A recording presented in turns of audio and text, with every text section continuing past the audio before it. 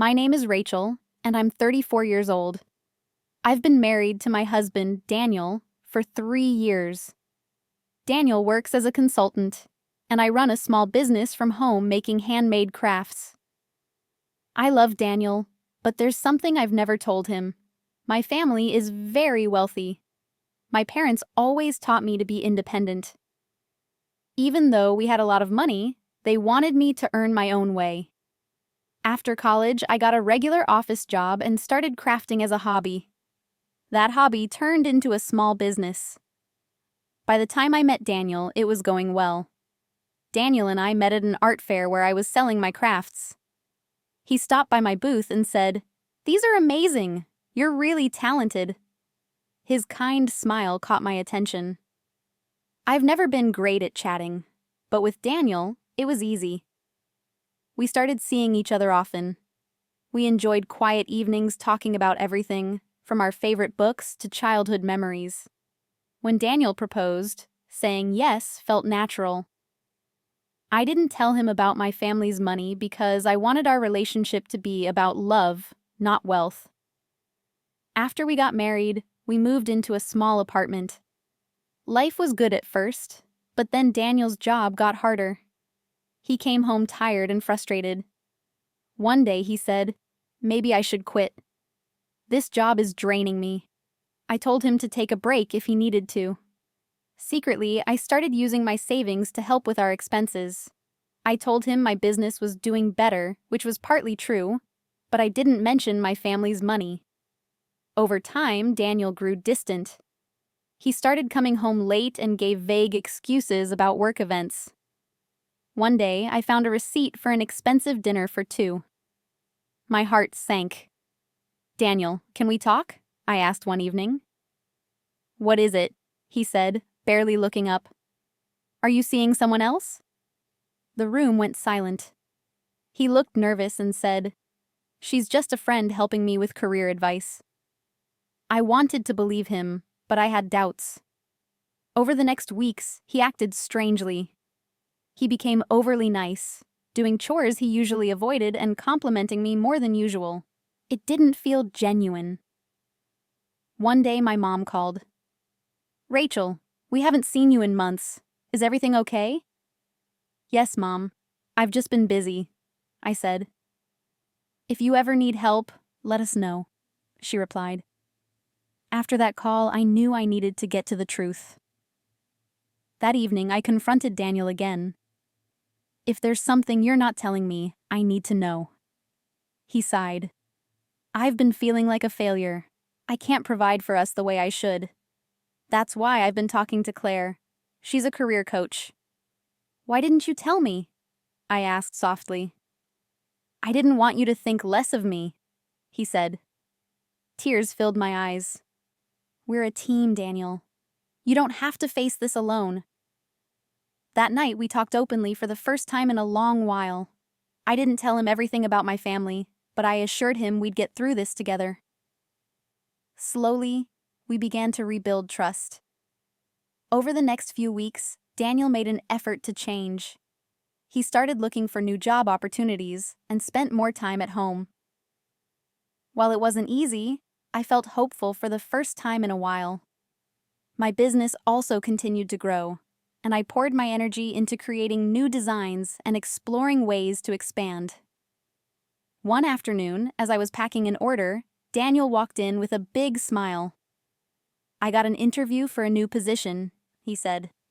"It's at a company that values work-life balance. I think it'll be a better fit." "That's amazing," I said, hugging him. Seeing him excited again reminded me of the man I fell in love with. The day of his interview, I could sense Daniel's nervous energy. "You've got this," I said, holding his hand.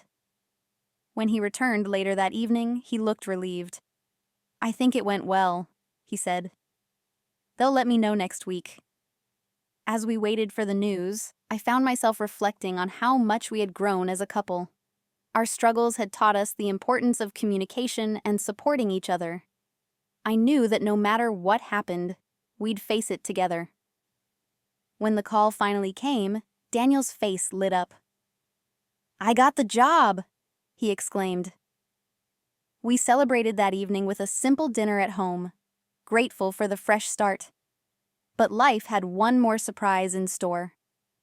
A few months later, I received an email from a major retailer interested in carrying my crafts. It was a dream come true, but it also meant making some big decisions. Expanding my business would require more time and resources. I shared the news with Daniel, unsure of how he'd react. "That's incredible," he said. "You've worked so hard for this. Let's figure out a way to make it work." With his encouragement, I decided to take the leap. We set up a workspace in our spare room, and Daniel helped me organize my orders and shipments. It felt like we were truly partners, working toward a common goal. As the months passed, our lives began to stabilize. Daniel's new job brought him a sense of purpose, and my business continued to thrive.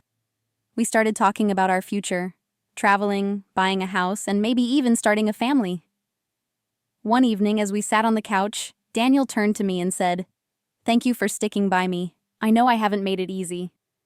"We've both made mistakes," I said, "but we've also learned and grown.